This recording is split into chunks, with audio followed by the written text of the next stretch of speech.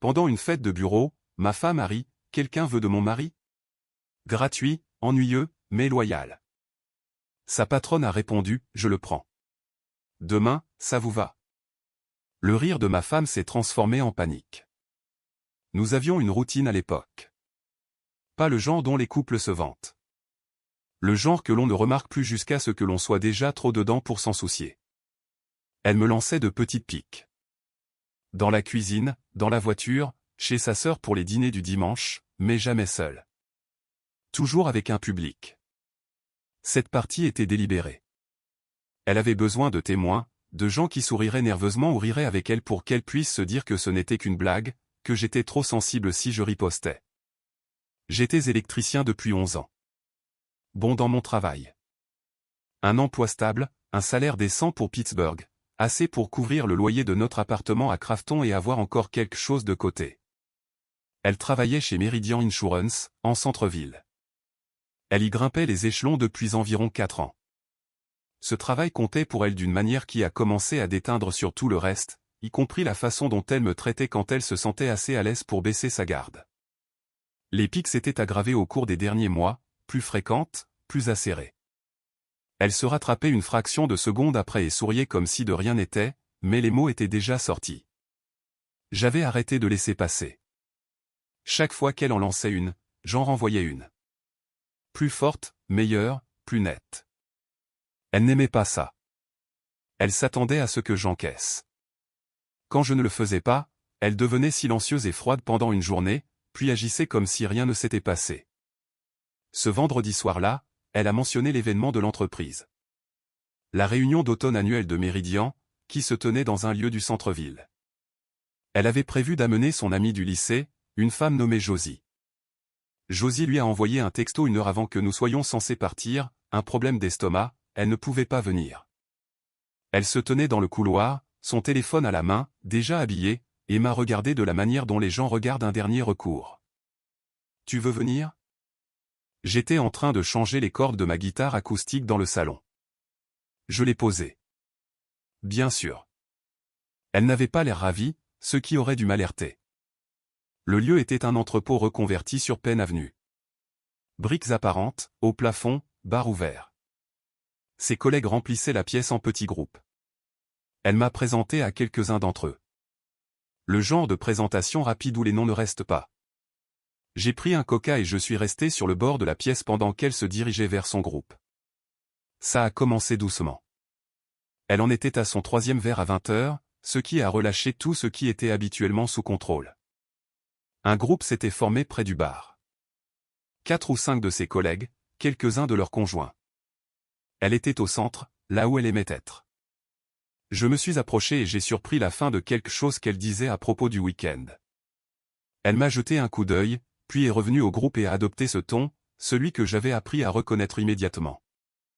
Il essaie. Je lui accorde ça, a-t-elle dit en souriant. Samedi dernier, il a passé 45 minutes à essayer de réparer le robinet de la cuisine. Il m'appelle pour me montrer. Ça goûtait toujours. Rire léger du groupe. J'ai gardé une expression neutre. C'est drôle parce que tu m'as appelé 3 fois cette semaine-là pour que je t'explique comment fonctionnait la télécommande de la télévision. Le rire a changé, un peu incertain maintenant. Elle m'a adressé un sourire crispé. Sa mâchoire a bougé comme elle le faisait quand elle était en train de se réajuster. Mais elle n'avait pas fini. C'était ça, son problème. Elle ne savait jamais quand s'arrêter. 30 minutes plus tard, le groupe s'était légèrement agrandi. Une femme à qui je n'avais pas été présenté les avait rejoints. Elle se tenait un peu à l'écart des autres, un verre à la main, observant la conversation comme quelqu'un qui écoute plus qu'il ne participe. Plus tard, j'apprendrai qu'elle s'appelait Vera Stone. Elle était la supérieure directe de ma femme chez Meridian. Ma femme tournait le dos à Vera et préparait quelque chose. Je pouvais le voir dans la façon dont elle mettait en scène la situation, établissant un contact visuel avec les personnes qui avaient ri auparavant pour les attirer. Honnêtement, dit-elle assez fort pour être entendue. Si quelqu'un veut un mari, c'est gratuit. Je suis pratiquement en train de donner celui-ci. Elle a fait un geste vers moi avec son verre, en riant. Ennuyeux, mais loyal, comme un golden retriever qui ne trouve pas la friandise que vous avez lancée. Quelques personnes ont gloussé, d'autres non. Je ne l'ai pas regardé. J'ai regardé le groupe, un visage à la fois, assez lentement pour que les gens le remarquent. Puis j'ai dit, fais attention avec l'argumentaire de vente. Tu te décris comme l'ancienne propriétaire. Ça va apparaître dans l'annonce. La femme qui se tenait un peu à l'écart, Vera, n'a pas ri. Elle a légèrement penché la tête et m'a regardé avec une expression que je ne pouvais pas encore tout à fait déchiffrer. Le sourire de ma femme s'était figé sur les bords. La nuit n'était pas finie. Personne n'est intervenu. C'est la partie dont les gens ne parlent pas. La façon dont tout un groupe d'adultes reste là à laisser faire quelque chose parce que personne ne veut être le premier à réagir. Elle souriait toujours, jouant son rôle avec cette version d'elle-même qu'elle réservait pour des moments comme celui-ci. Celle qui faisait passer ça pour quelque chose d'inoffensif, celle qui avait besoin que le rire fonctionne pour sentir qu'elle avait gagné quelque chose. Je suis sérieuse, a-t-elle dit, en remettant une couche. Que quelqu'un le prenne. Il fait la vaisselle, il sort les poubelles. C'est à peu près tout son CV. D'autres rires nerveux. Quelques personnes avaient cessé de participer et regardaient leur verre. Je les regardais avec le genre de calme qui n'est pas amical. Tu as oublié électricien, ai-je dit. Agréé, assuré. Une compétence à 20 € de l'heure, selon toi, mais c'est drôle comme tu m'appelles vite quand quelque chose arrête de fonctionner. Elle a balayé ça d'un rire, mais c'était un rire plus court cette fois. C'est à ce moment-là que Vera a parlé. Elle n'avait pas bougé de sa place en bordure du groupe. Elle tenait toujours son verre. La même expression mesurée. Elle ne jouait aucun rôle. Elle l'a simplement dit, directement et sans se presser, sur un ton qui a fait taire tout le cercle. Je le prends. Demain, ça vous va? 3 secondes de silence complet. Ma femme s'est retournée. Elle n'avait pas remarqué que Vera se tenait là jusqu'à ce moment. La couleur de son visage a changé d'une manière qu'elle ne pouvait pas contrôler. Sa bouche s'est ouverte. Puis elle a forcé un rire et a essayé de redresser la barre. Oh, Vera. Non, je veux dire, je plaisante. Évidemment. Il est bon pour certaines choses. Elle a légèrement levé son verre. Il fait toujours la vaisselle. J'ai juste besoin qu'il s'occupe mieux de la litière. Vera n'a pas souri. Elle l'a regardé un instant, puis s'est tournée vers moi. On dirait qu'il gère déjà pas mal de choses, en fait. Le cercle était devenu très calme. 3 personnes ont trouvé des raisons de détourner le regard. Un de ses collègues, un dénommé Andrew, qui avait ri le plus fort plus tôt, avait les yeux fixés sur le sol. Ma femme a essayé une fois de plus. Une dernière tentative pour retourner la situation, pour la rendre à nouveau légère. Eh bien, je suppose que j'ai encore besoin de lui. Il fait bien la vaisselle et sort les poubelles comme personne. Elle a ri, mais s'est sortie avec un demi-temps de retard. Vera a incliné légèrement son verre. À ce stade, je dirais qu'il mérite un bon massage plus qu'une autre liste de corvées. Il se trouve que j'en fais de très bons. Je pense qu'il apprécierait. Pas de rire, rien. Juste le bruit ambiant du reste de la fête qui continuait de l'autre côté de la pièce, indifférente à ce qui se passait dans ce coin. Ma femme se tenait là avec son verre et nulle part où aller. La blague s'était complètement retournée contre elle et elle se trouvait du mauvais côté, devant ses collègues, devant sa supérieure, sans aucune issue possible. Cela ne l'a pas rendu pire. J'ai regardé Vera. Elle me regardait déjà. J'ai dit, j'apprécie l'offre. Ces derniers mois ont été longs. Vera a hoché la tête une fois, comme si cela confirmait quelque chose qu'elle avait déjà compris. Ma femme a posé son verre sur la surface la plus proche et a sorti son téléphone. Je pouvais voir son sang-froid commencer à se fissurer. Mâchoire serrée, yeux vifs. Elle a tapé quelque chose, puis m'a regardé avec une expression que j'avais déjà vue. Celle qui disait, nous allons avoir une conversation à ce sujet. J'en avais fini avec ces conversations. Je l'ai regardé droit dans les yeux. Ne fais pas ça, ai-je dit. Pas ici. Nulle part. J'en ai fini. Pardon? Tu m'as entendu. Ça, tout ça. J'en ai fini. On pourra parler de la logistique plus tard, mais la réponse ne changera pas. Elle s'est approchée, baissant la voix. Tu ne peux pas être sérieux. Tu fais ça ici, à cause d'une blague. Ce n'était pas une blague. Tu sais que ce n'était pas une blague. Tu fais ça depuis des mois, et ce soir, tu l'as fait devant ta patronne. J'ai gardé une voix égale. Ce n'est pas ma faute. Elle est restée là pendant 2 secondes, puis s'est retournée et s'est dirigée vers la sortie, le téléphone déjà à l'oreille. Je l'ai entendu demander à une certaine Léa de la ramener. Je suis resté où j'étais. Vera était toujours là.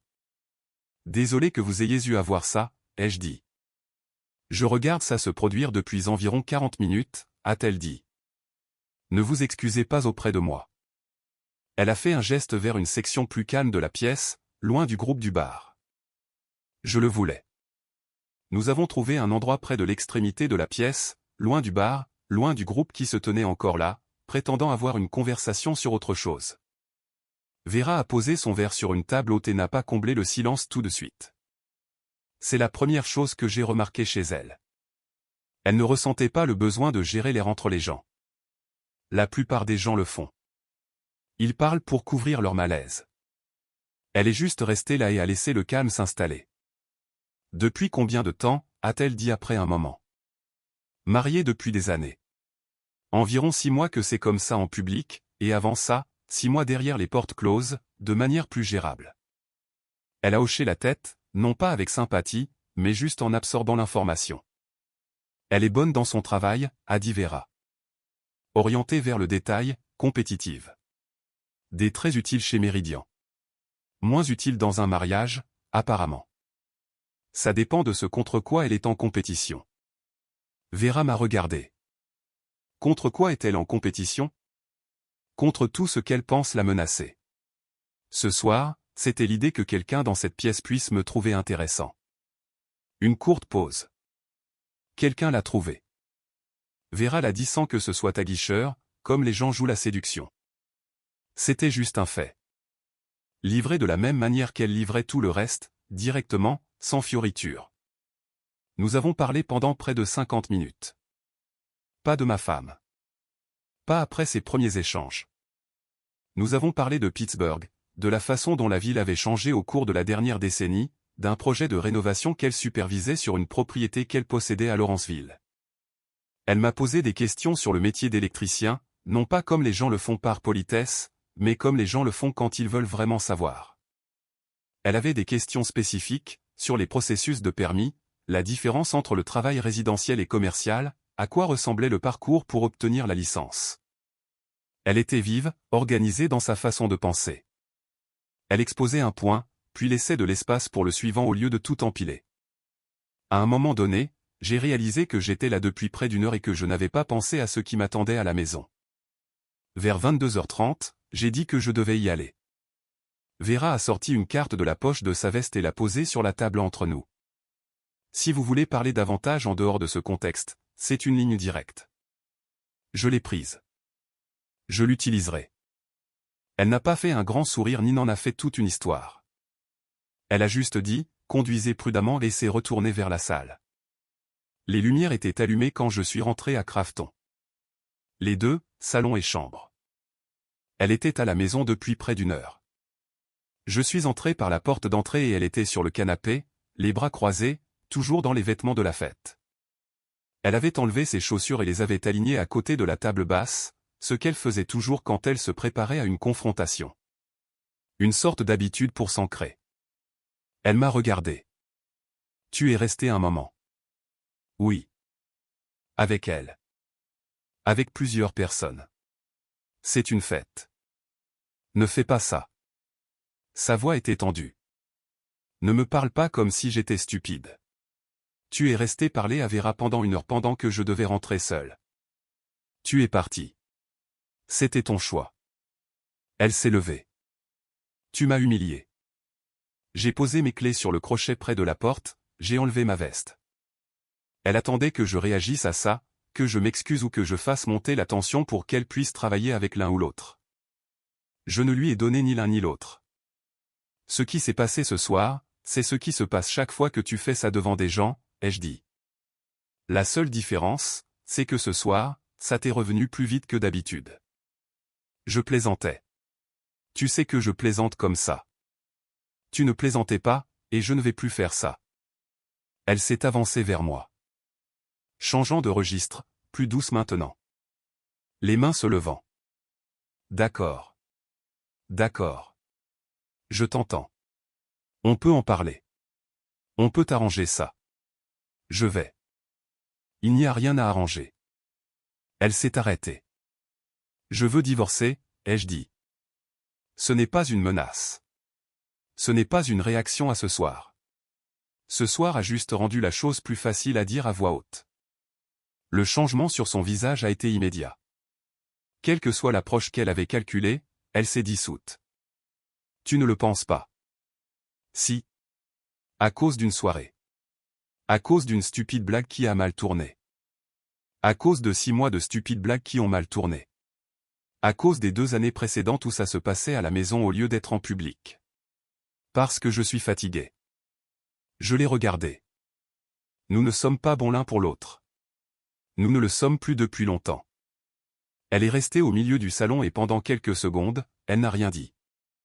Puis son regard est devenu perçant. C'est à propos de Vera. C'est à propos de nous. Vera n'a rien à voir là-dedans. Elle t'a donné son numéro, n'est-ce pas? Je n'ai pas répondu. Elle a fait un pas en arrière et quelque chose dans sa posture a changé. La négociation était terminée. Le chagrin était réel maintenant. Son menton a tremblé et ses yeux se sont embués, mais je pouvais voir la colère en dessous qui soutenait tout. Tu ne peux pas faire ça, a-t-elle dit doucement. Tu ne peux pas simplement y mettre fin. Je ne demande pas la permission. Je suis allé dans la chambre, j'ai pris un oreiller et une couverture dans le placard, et je me suis installé sur le canapé. Elle est restée un moment dans le couloir, puis est allée dans la chambre et a fermé la porte. Je suis resté allongé dans le noir et j'ai regardé le plafond. La première bonne nuit de sommeil que j'avais eue depuis des mois. Samedi matin, elle est sortie de la chambre à 8 heures et m'a trouvé dans la cuisine en train de faire du café. Elle avait changé de vêtements, s'était lavé le visage. Elle ressemblait à quelqu'un qui n'avait pas dormi et essayait de ne pas le montrer. Elle s'est assise à la table de la cuisine et m'a observé un moment. D'accord. Je pense que nous avons tous les deux dit des choses que nous ne pensions pas. J'ai versé le café et posé une tasse devant elle. Je pensais tout ce que j'ai dit. Elle a enroulé ses 2 mains autour de la tasse. Tu veux jeter 4 ans parce que je t'ai embarrassé à une fête. Je veux mettre fin à un mariage qui a cessé de fonctionner il y a 2 ans. La fête n'était que le dernier élément d'une longue liste. Elle est restée silencieuse un moment. Je pouvais la voir passer en revue les approches, testant chacune intérieurement avant de décider que ça n'allait pas marcher. Je sais que j'ai été difficile, a-t-elle finalement dit. Le travail a été brutal. Vera pousse tout le monde à bout, et j'ai ramené ce stress à la maison. C'est de ma faute. Oui. Alors, laisse-moi arranger ça. Tu as déjà dit ça. Pas avec ces mots, mais la même idée. Après l'anniversaire de ta sœur en mars. Après le truc au barbecue de ton collègue Brandon en juillet. Les 2 fois, ça a été bien pendant 2 semaines, puis on est retourné à la case départ. Elle a regardé la table. C'est différent. Non. Comment le sais-tu? Parce que tu n'es pas contrarié de m'avoir blessé. Tu es contrarié que cela se soit produit devant des gens qui comptent pour ta carrière. J'ai gardé ma voix égale. C'est un problème différent de celui que tu décris. Elle a levé les yeux vers moi et pendant une seconde, j'ai cru qu'elle allait le nier. Au lieu de cela, elle a juste soutenu mon regard et j'ai pu voir la reconnaissance là-dedans. Brève, inconfortable, rapidement dissimulée. Alors, c'est tout, a-t-elle dit. C'est tout. Elle a repoussé sa chaise de la table et est retournée dans la chambre. La porte n'a pas claqué. C'était presque pire, d'une certaine manière. Quand elle devenait silencieuse au lieu d'être bruyante, cela signifiait qu'elle passait à une stratégie à plus long terme. J'ai appelé un de mes amis, Vincent Sawyer, cet après-midi-là. Nous avions grandi à 3 rues l'un de l'autre à Brooklyn, suivi le même programme d'apprentissage. Il avait une chambre d'amis chez lui à Beachview et l'avait déjà offerte quand les choses allaient mal, comme le font les bons amis, sans en faire toute une histoire. J'ai demandé si l'offre tenait toujours. Il a dit, viens quand tu veux. J'ai fait un sac ce soir-là.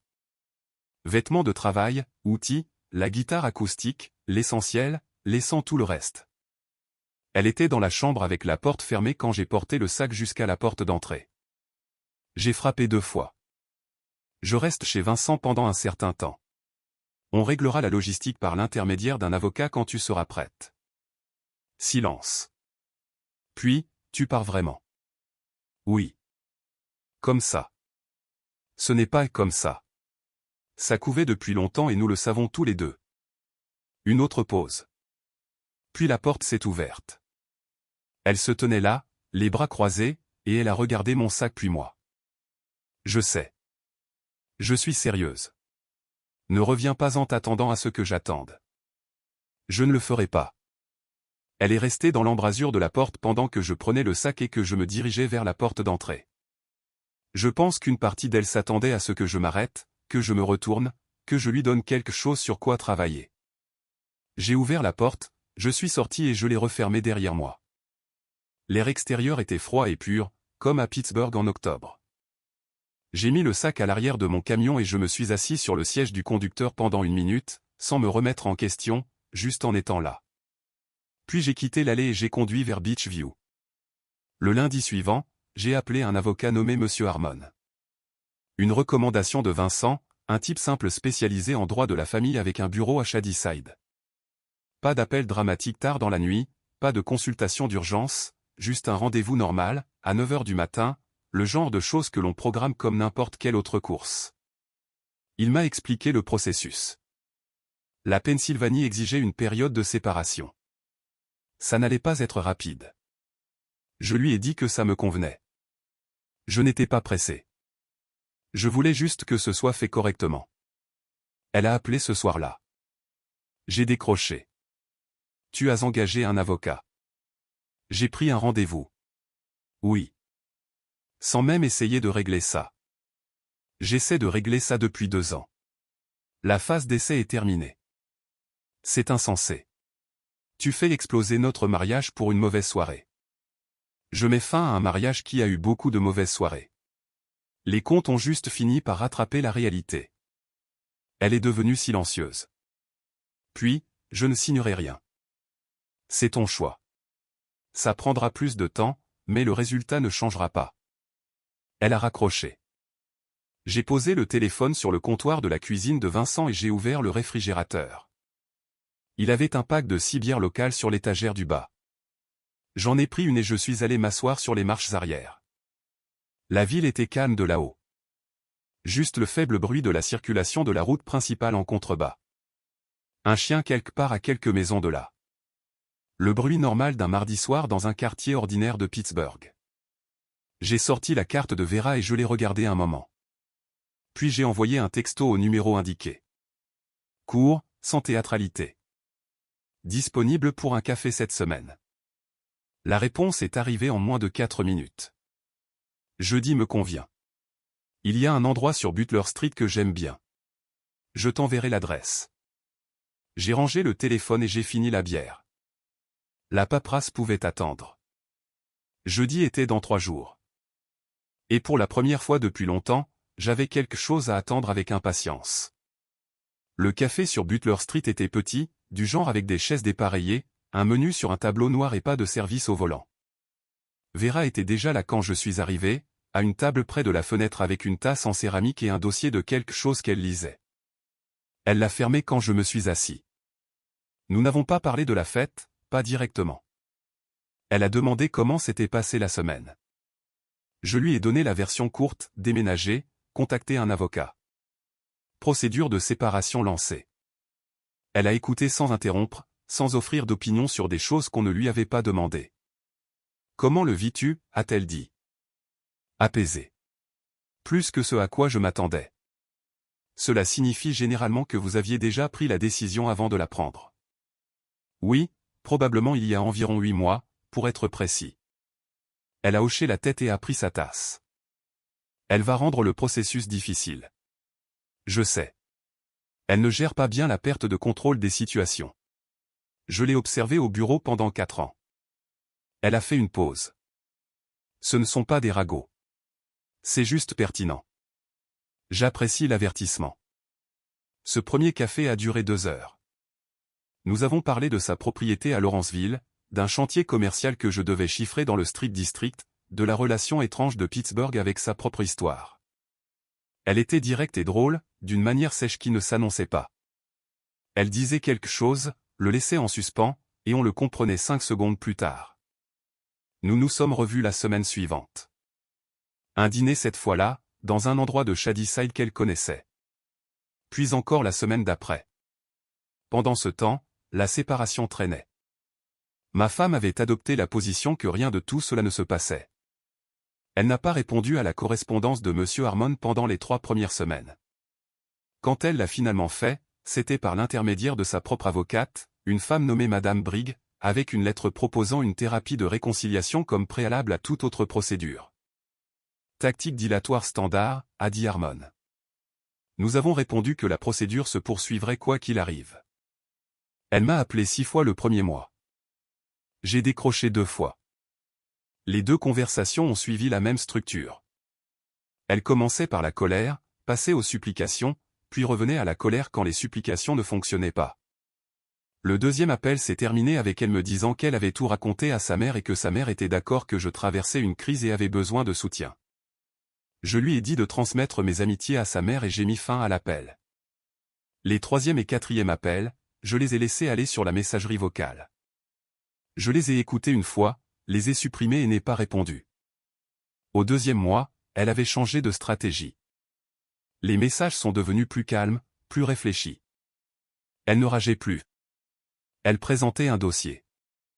Dans un message vocal, elle a dit qu'elle avait beaucoup réfléchi et avait compris pourquoi elle s'était comportée comme elle l'avait fait. Elle avait eu peur, a-t-elle dit. Peur que j'ai dépassé le stade du mariage sans le lui dire. Les blagues en public étaient une façon de me diminuer avant que je ne puisse la diminuer en premier. C'était la chose la plus lucide qu'elle ait dite en 4 ans de mariage. Je l'ai écouté 2 fois. Puis j'ai appelé Harmon et lui ai dit de continuer. Comprendre pourquoi on a fait quelque chose ne l'annule pas. Ce n'est pas de la cruauté. C'est juste comme ça que les comptes fonctionnent. Vera et moi nous fréquentions depuis environ 6 semaines quand elle a abordé le sujet franchement.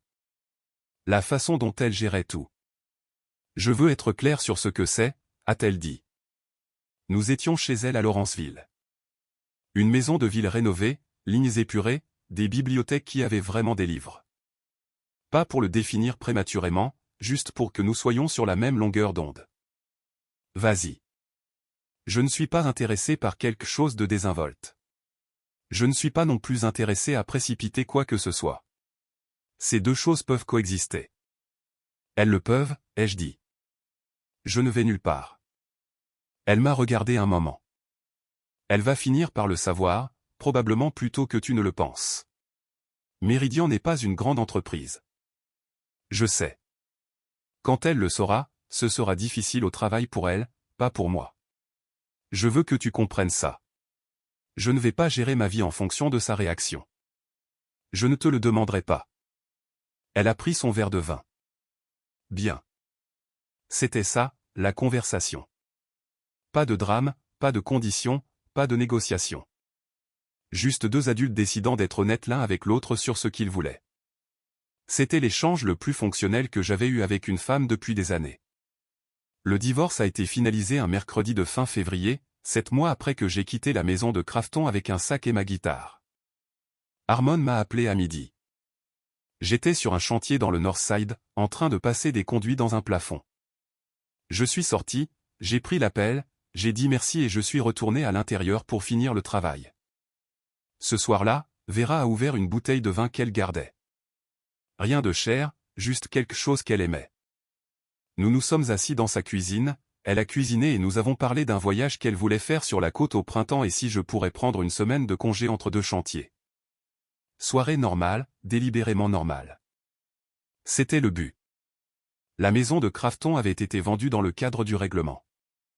Elle avait déménagé dans un T2 à Mount Lebanon, plus près des bureaux de Meridian en centre-ville. Elle était toujours dans l'entreprise, toujours sous la direction de Vera. Cette partie n'avait pas été discutée ouvertement entre Vera et moi. Ce n'était pas nécessaire. Nous comprenions tous les 2 la géométrie de la situation. Le voyage de printemps a eu lieu, une semaine sur la côte de l'Oregon, une maison louée à 20 minutes de Cannon Beach. J'ai apporté l'acoustique et j'ai joué sur la terrasse arrière le soir pendant qu'elle lisait. Aucun de nous n'avait besoin de combler chaque silence. C'était les premières vacances que je prenais en 3 ans qui en avaient vraiment l'air. J'ai emménagé chez Vera à Lawrenceville le premier samedi de mars, 3 semaines après la finalisation du divorce. Ce ne fut pas une grosse production. J'avais le camion de Vincent, 2 chargements, et en début d'après-midi, tout ce qui était à moi était à l'intérieur. Outils au sous-sol, vêtements dans le placard qu'elle avait vidé, guitare sur un support dans le coin du salon où la lumière du matin était bonne. Elle avait fait de la place sans en faire toute une histoire. Nous avons commandé chez un restaurant thaïlandais sur Butler Street ce soir-là et avons mangé à la table de la cuisine, et c'est tout. Pas de cérémonie, pas de discours, juste 2 personnes dînant chez elle. Le premier lundi de retour chez Méridian après le voyage en Oregon, Vera est entrée dans le bureau de la même manière que d'habitude. Elle n'était pas une personne qui ajustait son comportement en fonction de qui regardait ou de ce qu'il savait. Elle n'a rien annoncé, n'en a pas parlé en réunion, n'a pas envoyé de courriel à toute l'entreprise. Elle a simplement continué d'être la personne qu'elle était, ce qui incluait le fait qu'elle était en couple avec l'ex-mari de son ancien employé. Le bureau l'a appris comme les bureaux l'apprennent toujours. Graduellement, puis d'un seul coup. Son assistant, un jeune homme nommé Ridodom, a fait le rapprochement le premier. Il avait vu le calendrier de Vera, remarqué une réservation de dîner récurrente sous un nom qu'il reconnaissait de la liste d'invités de l'événement de l'année précédente. Il en a parlé à quelqu'un, qui en a parlé à quelqu'un d'autre. En 2 semaines, l'information avait fait le tour complet de l'étage de Méridian. Elle l'a appris un mardi matin. Une collègue nommée Sydney l'a prise à part près de la salle des photocopieurs et le lui a dit, pensant probablement lui rendre service. D'après les récits qui sont revenus plus tard, elle est restée là un long moment, sans rien dire. Puis elle est allée à son bureau, s'est assise et n'a parlé à personne pour le reste de la matinée. Elle n'avait nulle part où mettre ça. C'était ça, le problème. Il n'y avait aucune cible pour sa colère qui la ferait paraître raisonnable. Vera était sa patronne. Faire une scène au travail n'était pas une option qu'elle pouvait se permettre. Démissionner n'était pas une option qu'elle pouvait se permettre. Changer de département nécessitait l'approbation de Vera. Elle était dans une géométrie sans bonne issue. Alors, elle est restée. Elle venait tous les jours, faisait son travail et assistait aux réunions de bilan trimestriel où Vera dirigeait la salle avec la même autorité égale qu'elle avait toujours eue. Et elle devait regarder de l'autre côté de la table et absorber cette information à chaque fois. J'ai entendu une partie de cela par Vincent, qui avait encore des relations communes avec des gens de son cercle. Je ne l'ai pas cherché. C'est juste arrivé comme l'information arrive quand on a vécu quelque part assez longtemps. Je n'ai pas ressenti de satisfaction à ce sujet, exactement. Ce n'était pas quelque chose que j'avais manigancé. Elle avait elle-même mis en place les conditions, une blague publique à la fois, et les conséquences avaient simplement suivi la géométrie de ses propres choix. Je n'avais rien planifié. J'avais juste arrêté de me mettre à l'écart. Environ 4 mois après mon emménagement, Vera et moi étions dans une quincaillerie à Bloomfield un samedi matin.